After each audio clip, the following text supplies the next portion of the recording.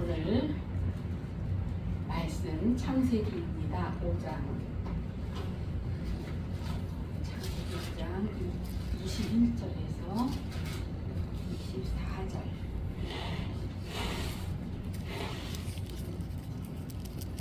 창세기 5장 21절에서 24절 말씀까지.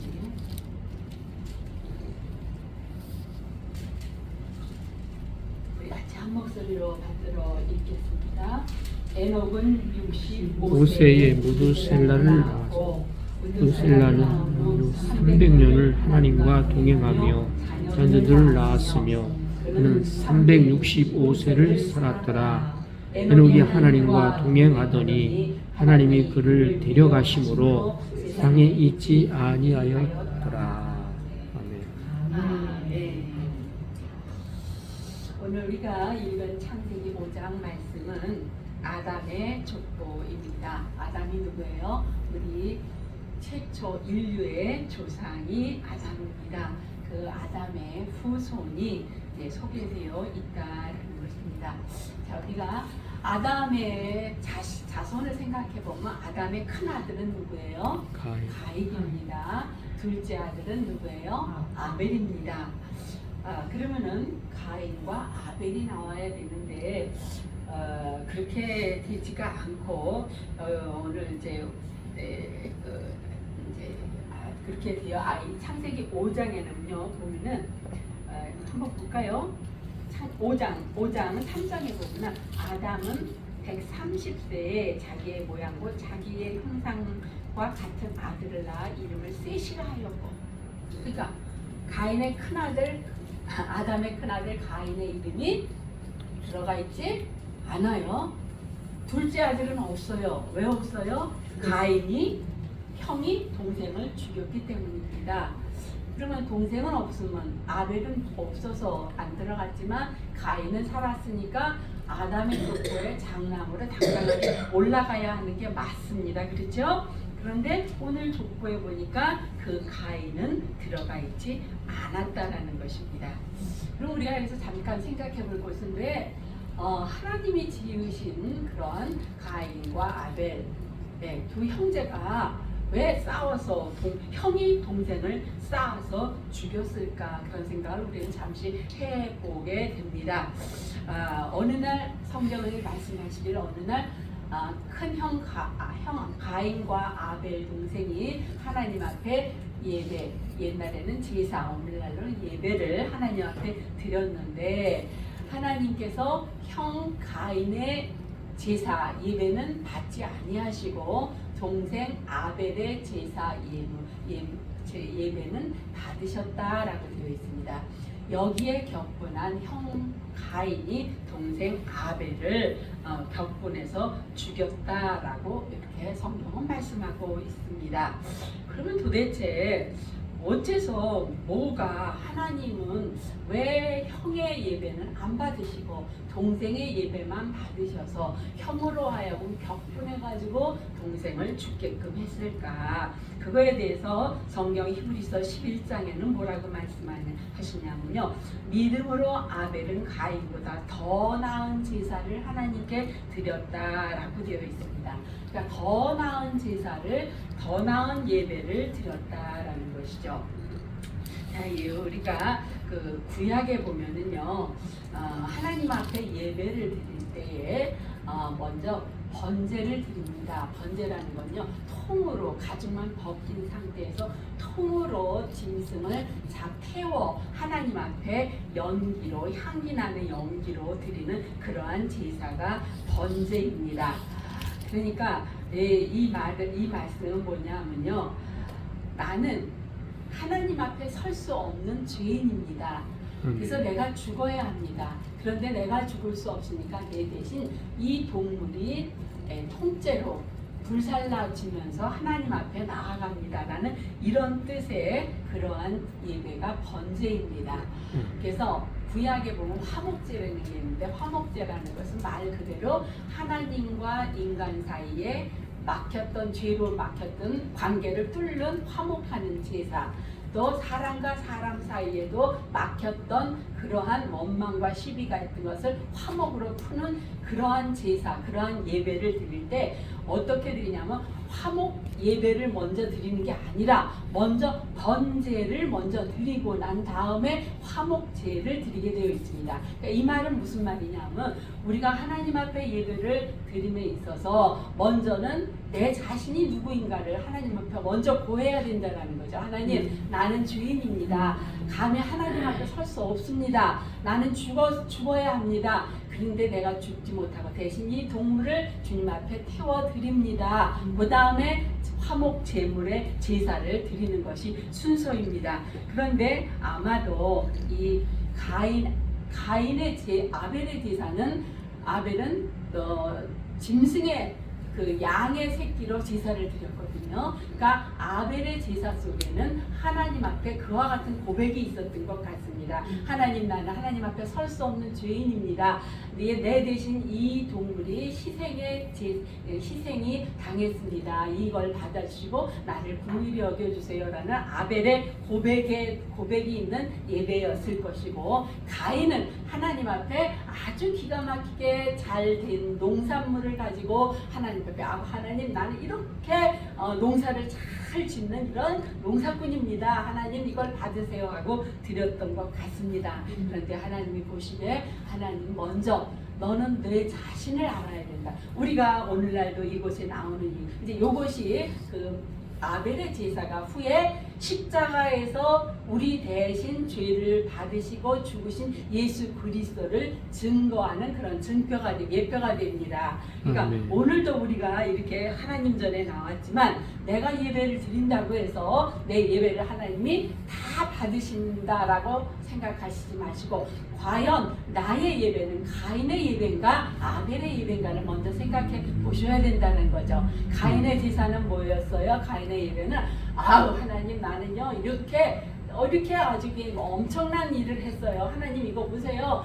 그러면서 하나님 앞에 드리는 예배가 바로 가인의 예배입니다. 그러나 아벨의 예배는 하나님, 저는 하나님 앞에 감히 설 수 없는 죄인이지만 하나님의 은혜로 오늘도 나왔습니다. 우리의 예배를 받아주세요. 이와 같은 고백이 들었던 예배가 더 나은 예배였다라는 것이죠. 그러니까 가인의 예배와 그 아벨의 예배를 생각하면서 우리가 오늘 예배를 드렸어도 우리는 반드시 아벨의 예배를 드려야 된다. 그래야지 하나님이 기뻐 받으시는 예배가 된다라고 우리는 말씀을 통해서, 성경을 통해서 이렇게 알 수가 있습니다. 자, 이렇게 해서 이제 가인과 아벨인데 그 아벨은 죽었고 첫째 아들 가인은 오늘 아담의 족보에 보니까 아이의 이름을 빼버리셨어요. 예, 그러니까 뭐예요? 하나님 앞에 예배를 바로 드리지 않는 자들은 어떻게 됐어요? 아담의 족보에서 빼버렸고 셋부터 나오더라는 거죠. 세 번째 낳더니 셋이 아니고 그 이름이 공교롭게도 셋이 되었습니다. 그리고 이 셋의 혈통에서 누가 나와요? 그게 예수 그리스도가 이제 탄생하게 되시는 것입니다. 그러니까 우리가 예배를, 형식적인 예배를 드리면 안 되고 정말 우리가 참된 예배를 드려야 하는 이유가 무엇이냐 하면요, 바로 이와 같이 믿음의 계보에 우리가 들어갈 수 있느냐 못 들어가느냐의 그러한 문제가 우리에게 있다라는 것입니다. 그러므로 우리가 구원의 역사에 참여하는 예배가 되기 위해서는 정말 아벨과 같이 내 자신을 먼저 하나님 앞에 알고 드리는 그러한 저는 그러한 그러니까 구원의 족보에 들어갈 수 있는 그러한 예배에 성공할 수 있는 우리 모두가 되실 수 있기를 주님의 이름으로 축원을 합니다. 아멘. 그리고 이제 이 5장에 이제 아담의 족보가 쭉 나오는데 여기서 오늘 우리가 집중적으로 살펴볼 인물은 에녹이라는 인물입니다. 아까 우리가 읽은 본문이 바로 에녹에 대한 그러한 말씀이었습니다. 에녹을 보면 21절부터 아까 보았지만 다시 보면은 그는 에녹은 65세에 무두셀라를 낳고 300년을 하나님과 동행하며 자녀를 낳았으며 그는 365세를 살았더라. 에녹이 하나님과 동행하더니 하나님이 그를 데려가심으로 세상에 있지 아니하니라 라고 되어 있습니다. 자, 여기 우리 아주 짧은 본문 에녹에 대해서 그렇게 성경이 많이 할애 안 해요. 잘 알 수 있는 정보가 별로 성경에 없습니다. 그런데 이 짧은 에녹에 대한 말씀 가운데서 같은 말씀이 두 번 나와요. 뭐냐 하면은 동행하였다라는 말씀이 나옵니다. 22절에 하나님과 동행하며 라고 나왔고 24절에도 하나님과 동행하다가 라고 되어 있습니다. 그러니까 에녹은 우리가 다윗 그러면 뭐래요? 뭐가 생각해요? 하나님의 마음에 합한 자 다윗입니다. 모세는 뭐예요? 하나님을 대면한 자. 야곱은 하나님과 겨루어 이긴 자. 에녹은 하나님과 동행한 자. 이렇게 우리가 정리를 해볼 수가 있습니다. 그러면 우리 오늘 우리 5장 전체를 다 읽진 않았는데요. 이 5장을 읽다 보면요. 표현이 두 가지로 바뀌게 됩니다. 어떤 사람들은 지내며로 끝나고 어떤 사람 에녹은 동행하며로 표현되고 있다는 거예요. 한번 볼까요? 예. 4절 아담은 셋을 낳은 후 800년을 지내며 자녀들을 낳았고 예, 그렇죠? 또 6절 에노스를 낳은 후 700년을 지내며 낳았고 그러니까 10절 게난을 낳은 후 850년을 지내며 자녀를 낳았고 그렇죠? 13절 마할랄레를 낳은 후 840년을 지내며 자녀를 낳았고 그러니까 다 지내며 예, 이름만 바뀌고 횟수만 바뀌었지 지내며로 되어 있습니다. 근데 유일하게 에녹만 두 번씩이나 동행하며로 이렇게 표현이 되고 있다라는 것입니다. 그러니까 성경에는 지내며의 삶이 있고 동행하는 삶이 있다라는 것입니다. 우리의 삶에도 지내며의 삶이 있고 하나님과 동행하는 삶이 있다라는 것입니다. 할렐루야. 아멘. 우리 모두는 지내며 살지 마시고 동행하는 삶을 사실 수 있기를 바랍니다. 아멘. 자, 에녹이 이렇게 에녹은 하나님과 동행하는 삶을 살았는데 자, 중요한 것은 이 에녹이 무두셀라라는 자녀를 낳고 우리가 아까 읽은 본문에 보면 무두셀라를 자녀를 낳고 하나님과 동행했다라고 이렇게 되어 있습니다. 22절에 나오죠. 무두셀라를 낳은 후 300년을 하나님과 동행하며 자녀를 낳았다라고 되어 있습니다. 이 무두셀라는요 성경에서 가장 오래 산 사람이에요. 969년. 그러니까 1000년에서 31년을 뺀 나이를 살았어요. 엄청 많이 살았죠. 네. 야, 이렇게 계산하니까 진짜 많아요. 969이니까 별로 몰랐는데 1000년에서 31년이 빠진 만큼 그렇게 오래 살았더라고요. 이 당시는 다 그렇게 살았습니다. 자, 그런데 무두셀라를 낳고 나서 이 사람이 그러니까 무두셀라를 낳기 전에는 그냥 지내며 삶을 산 것 같아요. 그런데 무두셀라를 낳고 난 다음에 이 사람의 인생이 하나님과 동행하는 삶을 살았다는 것입니다. 그러면 도대체 무두셀라를 낳고 어떠한 일이 있었기 때문에 하나님과 동행했을까? 우리가 이것은 추측하는 수밖에 없습니다. 네. 그런데 우리가 어디서 무엇으로 추측해 볼 수 있냐면 자녀의 이름을 통해서 추측해 볼 수가 있습니다. 우리 기독교인들은 특별히 자녀들의 이름을 지을 때 어때요? 내가 원하는 믿음의 이름을 자녀들에게 주시오. 그렇죠? 예은이, 하은이 이래가면서 다 내가 원하는 믿음의 신앙 고백으로 자녀에게 이름을 줍니다. 그런데 이 에녹이 65세에 낳은 아들의 이름을 무두셀라라고 지었다고 되어 있습니다. 그럼 이 무두셀라라는 이름은 무슨 뜻이냐면요. 이 뜻은 심판의 의미가 들어가 있는 그러한 이름입니다.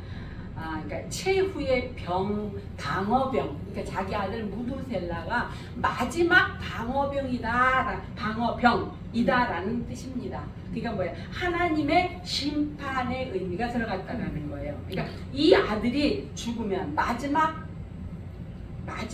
방어병이니까 내 아들 이 무두셀라가 죽으면 하나님의 심판이 온다라는 이러한 의미가 들어갔다라는 거예요. 그러니까 이 에녹은 이 무두셀라를 낳기 전에 하나님으로부터 어떠한 계시를 받은 것 같습니다.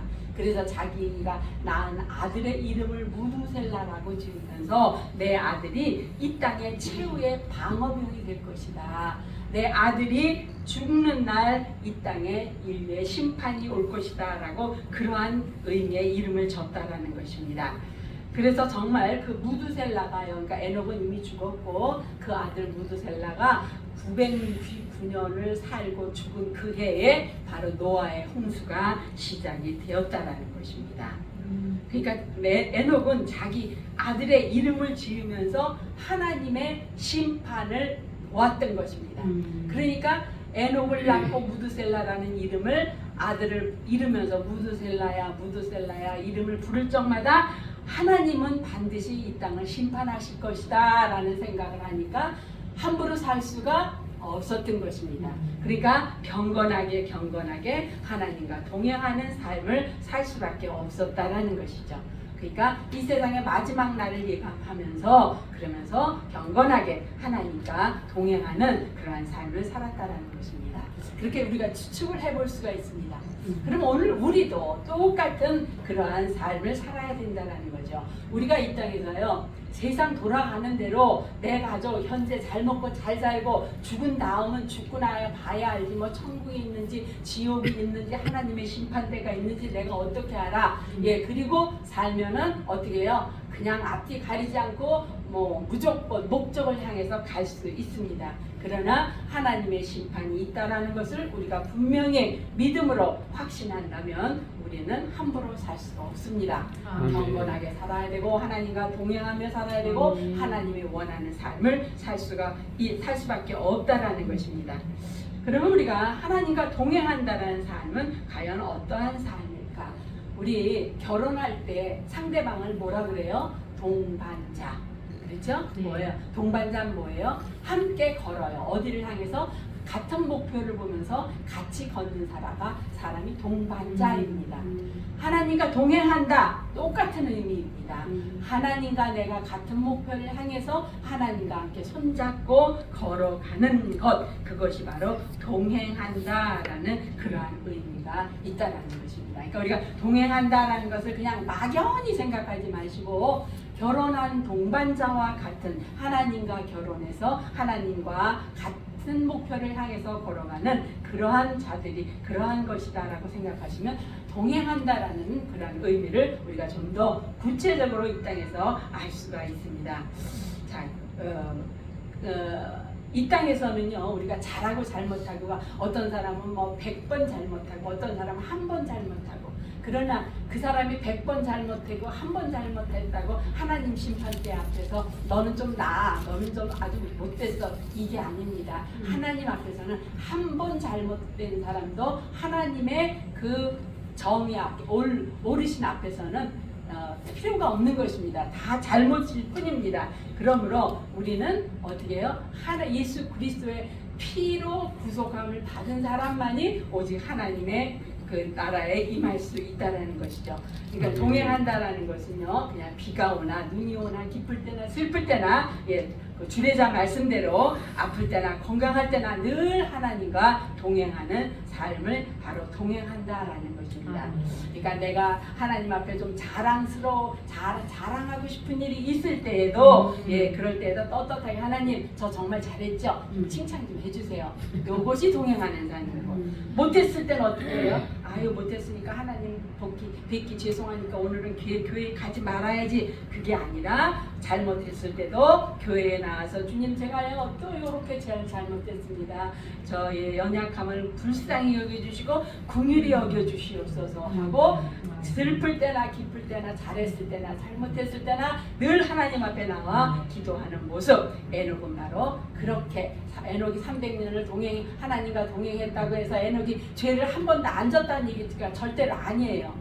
에녹은 300년 살면서도 여전히 우리처럼 죄도 짓고 잘못도 했습니다만 잘할 때나 잘못했을 때나 하나님 앞에 나가서 그렇게 하나님 앞에, 예, 잘 구하며 자기의 모든 삶을 구하며 하나님과 동행하는 삶을 살았다라는 것입니다. 그러니까 진정한 경건이라는 것은요, 내가 예배 오늘도 드렸으니까 나는 경건하다, 이게 아닙니다. 것입니다. 예배를 드리고 난 다음에 이제 문 바깥에 나가면서 어떻게 시간을 드리느냐, 요것이 바로 경건입니다. 그러니까 기도하고 예배드리고 성경 읽고 말씀 묵상하고 찬양하고, 여기서 끝나는 게 아니라 경건은 이제 다른 사람과의 관계에서 우리의 경건이 드러난다라는 것이죠. 그러니까 하나님의 그 동행하는 사람들은요, 항상 하나님의 뜻을 확인하는 사람들입니다. 하나님께 묻는 사람들입니다. 하나님, 제가 이번에 이런 일이 있는데 어떻게 해야지 하나님이 기뻐하실까요? 라고 묻는 것입니다. 그리고 하나님이 원하는 그 방향으로 나가는 것입니다. 그러니까 에녹도 65세 이전에는 자신을 기쁘게 하는 삶을 살았던 것 같아요. 그러니까 65세 이전에는 지내며 살았던 것 같습니다. 그런데 이제 무두셀라 하나님으로부터 어떤 계시를 받고 아들의 이름을 무두셀라, 마지막 최후의 방어자라는 이름을 지은 후로부터는 이제는 내 목표와 내 모든 방향이 하나님과 함께 가는 그와 같은 삶이 되었다라는 것입니다. 바라오기는 우리 모두 다 이렇게 나를 기쁘게 하는 삶이 아니라, 아멘. 아멘. 하나님의 심판과 하나님의 종말을 바라보는, 하나님을 기쁘시게 하는 아멘. 삶을 살아갈 수 있기를 바랍니다. 아멘. 믿음으로 에녹은 죽음을 보지 않고 옮겼으니 하나님이 그를 옮기심으로 다시 보이지 아니하였느니라. 그는 옮겨지기 전에 하나님을 기쁘시게 하는 자라 하는 증거를 받았느니라. 이렇게 에녹은 죽음을 보지 않고 옮겨졌다라고 되어 있습니다. 성경에는 죽음을 보지 않고 옮긴 사람이 두 사람이죠. 엘리야와 에녹입니다. 그러면서 하나님을 기쁘시게 하는 자다라고 되어 있습니다. 하나님을 기쁘시게 하는 자는 무엇으로 기쁘시게 했다 그랬어요? 믿음으로 기쁘시게 했다라고 되어 있습니다. 그러니까 그 믿음은 또 뭐냐? 믿음이라는 것은요, 나를 알고 그 다음에 하나님을 아는 것입니다. 예, 하나님이 나를 만드셨고 그 다음에 그 모든 은혜를 주는데 내가 하나님을 다 배반했고, 그래서 나는 이제 하나님의 은혜가 없이는 살 수가 없습니다. 나를 알고 하나님을 알고 그 고백하는 것, 그것이 바로, 그래서 내 인생의 최우선이 하나님이 되는 것, 이것이 바로 믿음이라는 것입니다. 그러니까 믿음의 사람은요, 하나님보다 더 중요한 것이 있어서는 안 됩니다. 그러나 믿지 아니하는 사람은 하나님은 보이지가 않습니다. 세상에 돈이 먼저고 권력이 먼저고 그렇습니다. 그러나 믿음의 사람은 이 세상 그 무엇보다도 먼저 하나님이 있어야 된다는 거죠. 그리고 우리가 에녹의 삶 속에서 또 한 가지 살펴볼 수 있는 것은요, 에녹은요 이 300년 동안 하나님과 동행하면서 뭐 날마다 예배만 드리고 뭐 산속에 들어가서 기도원에 들어가서 혼자 조용히 묵상하면서 이렇게 하나님과 동행한 게 아니고, 그 에녹이 살던 그 시대에 그냥 그 현장에 살면서 자녀를 낳고, 우리들하고 똑같습니다. 직장생활하고 자녀를 낳고 가정을 일궈가면서 하나님과 동행하는 삶을 살았다라는 것입니다. 아멘. 할렐루야. 그러니까 에녹을 보면은요, 어떤 큰 업적이 있는 게 아니에요. 뭐 엄청나게 뭐 큰 일을 한 것도 아니고 그렇습니다. 그런데 우리와 같이, 그러니까 우리도 얼마든지 에녹처럼 하나님과 동행하는 삶을 살 수 있는 본이 된 사람이 바로 에녹이라는 것입니다. 365년 밖에 안 살았지만, 딴 사람 그 당시 막 800년, 900년 살았잖아요. 그거에 비하면 3분의 1 반도 못 사는 사람입니다. 그러나 그는 하나님 앞에 근심이 아니고 하나님 앞에 기쁨이 되는 삶을 살았다는 것입니다. 자녀도 낳고 치열하게 직장생활하고 그러면서 짬짬이 말씀 보고 기도하고 예배드리면서 그러면서 하나님 앞에 늘 동행하는 삶을 살았다라는 것입니다. 어느새 우리 2025년입니다. 새해가 시작되었습니다. 끝에는 에녹처럼 무두셀라, 언젠가는 우리도 마지막 순간이 온다는 것입니다. 그 마지막 순간을 바라보면서 우리는 오늘을 살아가야 된다는 거죠. 하나님과 결산할 그때를, 심판의 때를 믿음의 눈으로 바라보면서 속에서 하나님과 동행하는 삶을 살아야 하시겠다라는 것입니다. 아멘. 무두셀라 같은 사건으로 우리가 인생을 살아가야 된다는 것입니다. 그렇습니다. 에녹은 사실 참 평범하게 살았습니다. 누구 이삭처럼 아들을 번제단에다 묶어서 올려놓지도 않았고, 누구처럼 바울처럼 평생 결혼 안 하고 혼자 복음 전파하며 헌신하지도 않았고, 또 누구처럼 스데반처럼 돌에 맞아 순교하고 하지도 않았습니다. 그저 평범한 가정을 이루고 삶을 살았습니다. 아들, 딸 낳고 그리고 살았습니다. 특별한 흔적 없습니다. 그러나 그는 하나님을 기쁘시게 하는 자다, 하나님과 동행했다, 2번이나 말씀을 하고 있다라는 것이죠. 그러니까 우리는요, 내가 뭘 가지고 하나님을 기쁘시게 하겠어, 뭐 재물이 있어, 뭐가 있어, 아닙니다. 평범한 삶을 통해서 얼마든지 하나님을 기쁘시게 할 수 있는 삶을 살 수 있다라는 것입니다. 중요한 것은 내 삶의 중심에 누가 있어야 된다고요? 하나님이 계셔야 되고, 내 삶의 기준이 하나님이셔야 되고, 내 선택의 기준이 하나님이 기뻐하는 선택을 하셔야 된다는 것입니다. 2025년 우리 모두 이렇게 내 중심에, 내 삶의 기준에, 내 선택의 기준에 하나님이 있는 우리 모두가 되시기를 주님의 이름으로 축원합니다. 아멘. 사랑의 하나님 감사합니다. 오늘 에녹의 삶을 보면서 하나님과 동행하는 삶을 함께 생각하고 그 25년 하나님과 동행하는 삶을 결단하기를 소원합니다. 에녹은 평범한 삶을 살았습니다. 특별하게 엄청난 선한 일을 한 것도 아니고 복음을 전파한 것도 아니고 엄청난 순교를 한 것도 아닙니다.